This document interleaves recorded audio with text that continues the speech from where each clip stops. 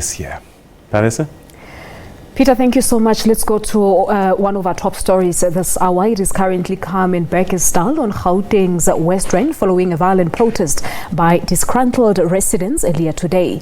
Bekkersdal community leaders say should their demands for the electrification of all informal settlements in the township not be met, they will intensify their protests. We now cross live to our reporter Manqoba Mchunu, who's monitoring the situation for us live from Bekkersdal. Manqoba, good afternoon to you. Thank you so much for coming through. We're reporting that the situation is relatively calm now, but talk to us about the standoff between community members and the police, where police had to fire rubber bullets at the protesters.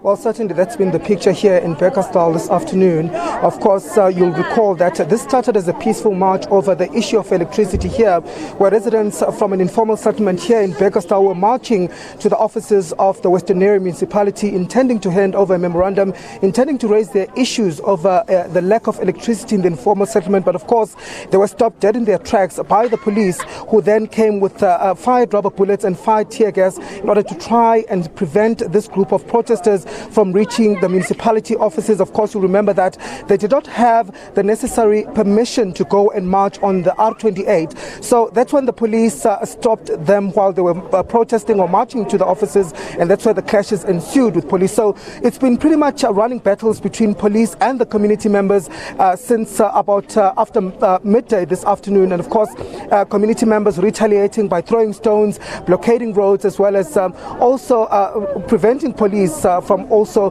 trying to stop this particular protest. And police, of course, firing rubber bullets and also using tear gas to try and disperse the crowd. As I speak to you now, I can tell you that the crowd is not entirely dispersed at this point. We can still see a lot of people here out in the streets who are still out here around the shops, around the streets here in Bekkersdal. The streets here are literally littered with stones, they're littered with rubber bullets, and certainly you can tell that it's been pretty much of a rough condition or situation here this afternoon in Bekkersdal. But also reports of looting surfacing in the last hour or so. Now, this is one of the shops that have been looted here behind me, foreign-owned shops being looted by some of those protesters. This particular shop was broken into, and of course some of its property and goods have been taken by community members. And what's happening now at this point, Palisa, is that some of these shop owners are now trying to save their stock, trying to move some of their stock in order to ensure that when some of those protesters or those who are intending to loot come, there is nothing here left at all. Let me speak to one of the shop owners, who's Yasin Hussein, who was here. Yasin, what happened? What is it that you saw this afternoon? What I saw right now, the community around here, they make a striking about the electricity. And then what was happening here, the shop was broken. And because of around local police station, some of them are saved, and we are removing our stuff from the shop just to make peacefully to save the victim.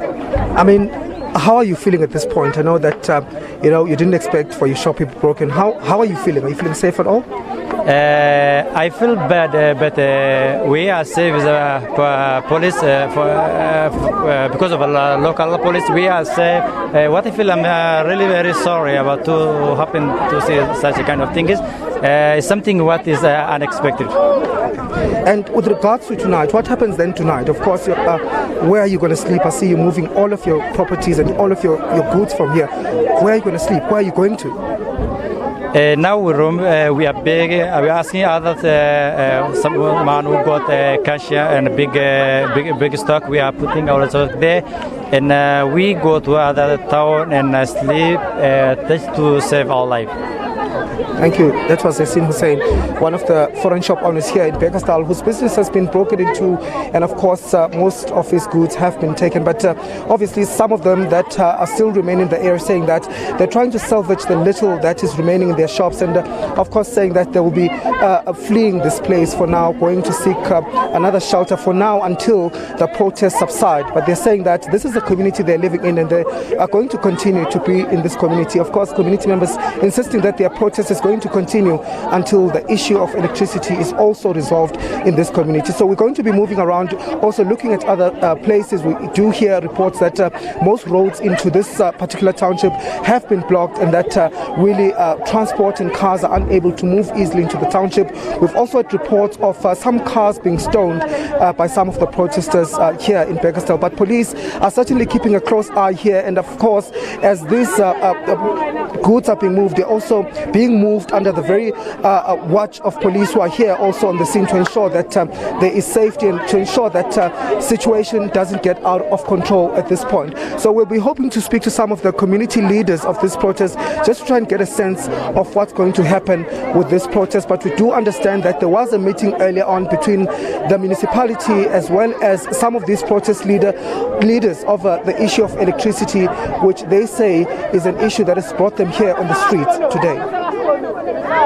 All right, SABC News reporter Manqoba Mchunu live from Bekkersdal on the West Rand. We'll touch base with him again a little later on to really look at how the situation is in Bekkersdal.